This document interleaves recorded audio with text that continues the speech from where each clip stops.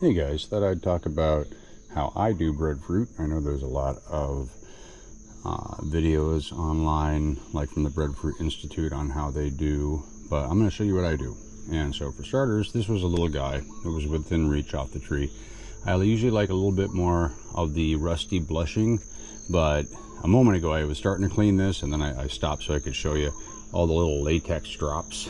This thing was just covered in what I call the bird shit, right? Looks like pigeons have been roosting on it. But it's just the latex that seep out.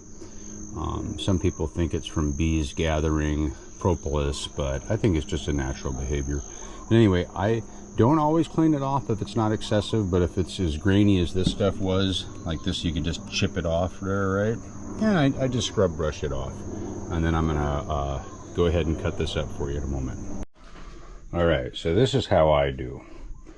I don't bother peeling them, because in the end, with what I'm doing, it's never made a difference. I don't see the big deal. It's like peeling a beet. It's just a waste of time. You could do it after the fact anyway. And then I cut it into quarters, right? Halved and quartered. And then that allows me to get in and cut that core out. And you see all the little porous holes in there? I like to make sure all of those are open. If you cut this too shallow, then some of that white's going to remain on there and keep those holes closed. But I like to keep them open. I think it helps it cook better and absorb flavors if you're doing stuff like that. Yeah, and so I'm going to go ahead and boil the quarters off like this. And then if you needed to, you could freeze those afterwards, although I think that does affect the texture in the end. And for those of you who haven't harvested ulu or breadfruit, when you pick these guys, at least your cut tip is immediately going to start gushing latex for a while. So expect that. I usually set them on the ground and come back to them later. But just expect that when you break them, the break spot's going to drip and the stem here itself is going to drip like mad. So just be prepared for that. Anyway, I'm going to go ahead and boil these up. Alright, I've been boiling for about 20 minutes, and yeah, they're looking good. See, they're looking kind of bruised through, like your starches have cooked. That's what you're looking for, but you don't want to go too far. You'll get something kind of like a mashed potato, which I've had once, and it's actually not bad. It's not bad. You can, I'm steaming up. You can do these guys all the way to a mashed potato and actually have it be pretty good.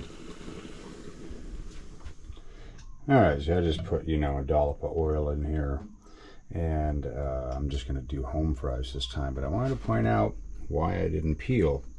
And I mean, look at that. It's paper thin. It's paper thin. You can scratch it back with your nail, but there's not really, much of a skin to try and get off. I mean, it's not like, how some things is like the skin's going to be like noticeable, right? You chewed everything out of it and you're just kind of mulling on the skin and like, all right, spit that out. But, and very rarely have I encountered a breadfruit skin that even kind of came off easily, like you can kind of scratch it off, but, and see, and even in that case, wouldn't you do this after the fact? Like if you really wanted to remove your skin, I mean, I'm doing it with my nail, but you could do this with a butter knife. It'd be a lot easier to do that afterwards when it's not latexing all over you and your knife instead of before you cook it, right? But yeah, I just honestly have never found the skin to be any kind of issue, and I don't see why everybody peels breadfruit. I just don't get it. I mean, I don't get it. There's fruit you do that to, and vegetables and whatnot, but like, man, like a potato skin is way more noticeable than a breadfruit skin.